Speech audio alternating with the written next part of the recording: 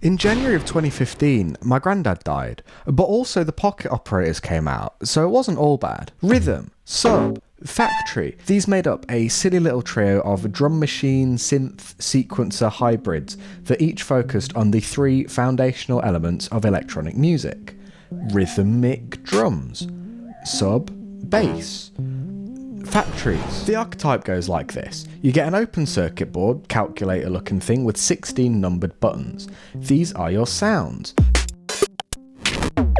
But they're also your steps on a sequencer. And they're 16 live effects for you to punch in while the sequence is running. And they're the 16 patterns you can start. Look, it's an efficient design, okay? That's kind of the whole format though. Add in a couple of knobs for tweaking and you've pretty much completed the whole package. And now if you want to design a new one, you just swap out the sounds, change the effects to suit, and make specifically this button do something novel, and you're golden. It's a new model. You can sell it for the price of like 10 of these hot dogs. And different designs they did make. In fact, you can kind of split pocket operator history into 4 phases, right? First, the basics. Then, a new set, similar design but more esoteric found sounds. Then they started really pushing the envelope actually. These are probably the best ones with sampling capabilities of various kinds. And after that, don't worry about it. But the reason they made so many is because each one is laser focused on just one thing. I mean, some of these are surprisingly deep within their given scopes, but still, like, it's pretty much one job per model. And so then the idea is that you get a few and you build out your own little army of LCD sound systems. Here's my personal little crew, and you might notice it's early ones only. None of those fancy sampler ones, so if you were expecting music from those, sorry.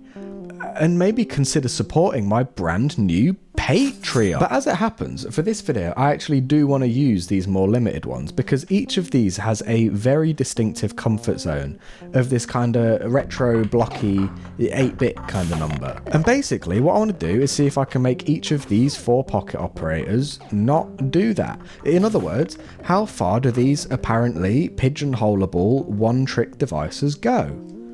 Only one way to find out. Experiment.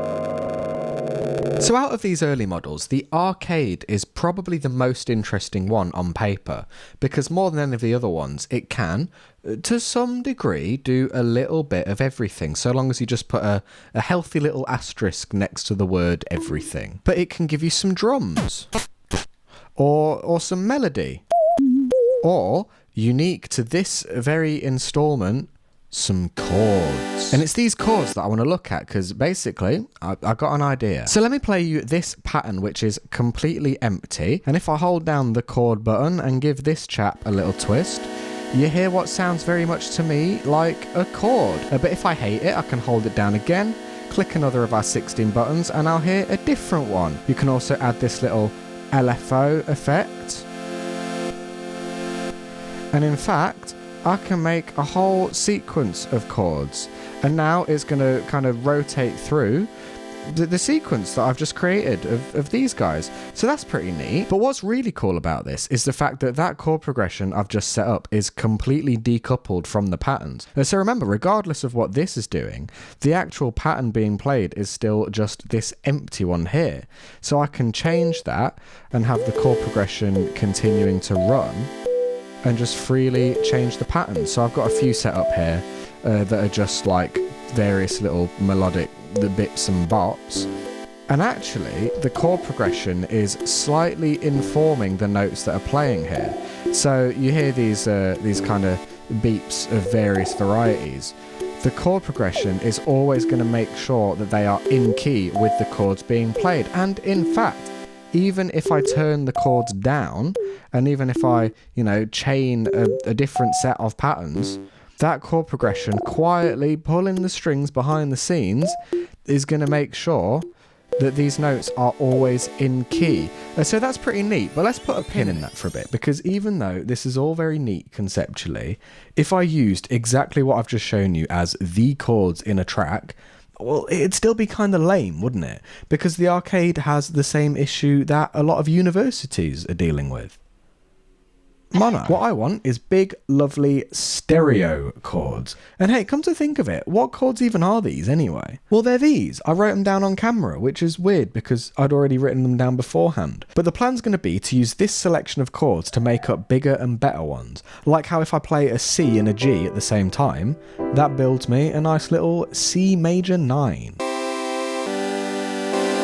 Sounds a little naff like this, but that's fine because all I want to do at this stage is just come up with a sequence of extended chords that I like, and then use that to build a checklist of chords that I'm going to need to record in just a minute. Now, I need to record each of these component chords separately, but I reckon there are ways of adding way more interest while I'm actually rolling doing that. So for example, just with the basic chord voice, I showed you this LFO effect. But since we're in an empty pattern, well, the tempo doesn't really matter, does it? So I can just use the sequencer's BPM like an LFO rate control. And if I record two separate chord voices, each with different rates and intensities of LFO, I'm going to end up with a much richer texture once I actually put those together. And check this out, so the arcade has this sweet little fade out feature, and what that means is I can use the fade out whenever I'm done recording, and then via DAW reversal magic we have got ourselves some swells. I guess it is like mono after all. Now, to top it off, I want to record some nice little flourishy layers to go on top of each component chord. So I've got loads of patterns set up like this, just with sparse little bips and bops in each one. And every time I record a new layer, I'll set the chord up so I know they're going to play in key, and then I'll just chain a random combination of these patterns each time, so that every chord gets a unique sequence. And just like before, when it comes to actually recording these, I can keep on switching it up with the BPM control, but I can also finally make use of these built-in effects to add even more variation.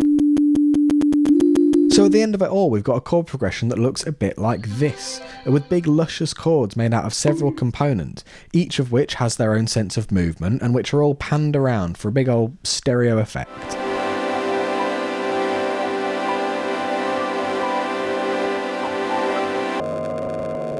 So we have got chords now and nothing else, so I think a good idea would be to get some drums involved, you know, to give it a bit of direction. Now what I'm holding is a drum machine, and it would probably make the most sense to use it as such, right? You know, use a sequencer, get a beat involved and move on. However, I am all about just being an absolute freak for no reason, and come to think of it, doesn't this kind of sound like it could almost become a drum and bass kind of thing? So what if we used this, the rhythm, to make ourselves a breakbeat? And I don't mean just like sequencing something that sounds like a breakbeat. I mean actually building one from the ground up to chop up digitally. I want to play this like drums, mix it like drums, and end up with something that that might sound terrible. We'll find out. I'm going to record each drum part separately in this kind of iterative way.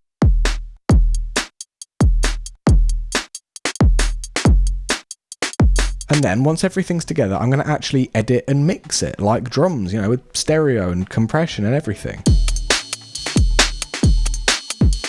And then, the moment of truth is going to hit when I render this out, speed it up, old school style, and see how it sounds on top of my chords. It'll do. So now all I've got to do is slip into my drum editing flow state and sacrifice an evening, making it sound a bit more like this.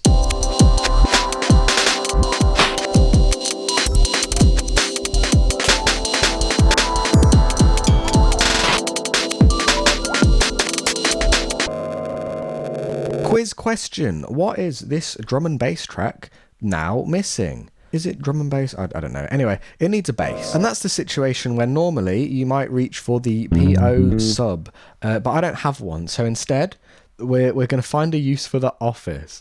Bless the Office. It's a bit of a black sheep among the pocket operators. I actually really like it. Maybe I'll do a dedicated video one day. But for now, I'm afraid it's just going to be a cop-out bass machine. I'm just going to record this sound into Ableton sampler, do a bit of tweaking, and pretty soon we got ourselves a bass. I'm afraid it's not much more exciting than that.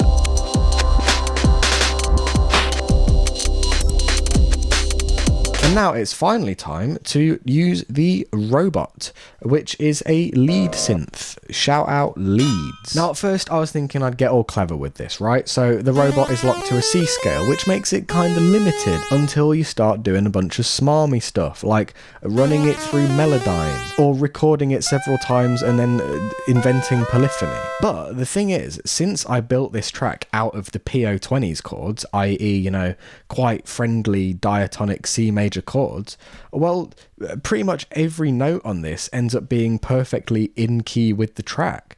So I'm just going to jam out until I work out a melody which I like.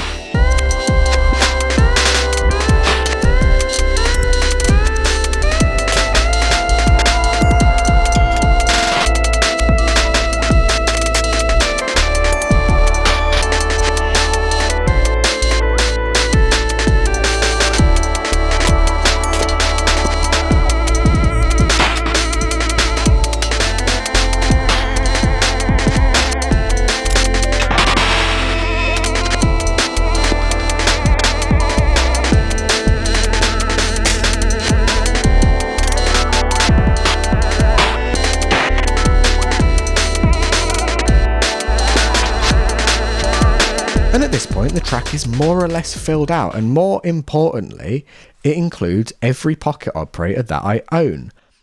But I probably could just, like, get more, right? Hang on, yeah, I'll get more pocket operators. Let me just... Oh, hang on. Oh, man, is this the Patreon plug? Okay. Here we go. So I've started a Patreon. I'll make this quick. You get exclusive access to Patreon vids every month. They're slower. We'll just hang out, talk about plugins, talk about books, talking about me. Oh, wow. I'll write stuff sometimes, and sometimes you can vote and you'll get any and all new music via Bandcamp codes. Name inside my vids towards the back. Maybe sometimes I'll throw you a bonus sample pack. There's this kind of silly tier that costs way too much money, or I'll use a mic stand because I thought that'd be funny. Probably not, but probably that'll make my reputation sour, but at least you can see all my projects 24 hours early. I put a lot of love into these videos, and if you get something out of them, I'd really appreciate if you could throw me a bone or two over on patreon.com/William Jacobs. There's a link for that in the description as well. Thank you so much. Love you. So, are the pocket operators serious musical instruments, or are they in fact dumb, stupid little toys? Yes, it's not a binary. I think they are both, and in fact, I think that's a good thing. And it's funny actually, because I've spent this video going deep on sound design with these things, and you know, I think they've stood up to it. I think they've made good sounds, but probably that is missing the point a little bit, right? Because, like, look at a pocket operator. Isn't this just such an interesting looking object? Don't you just want to interact with it?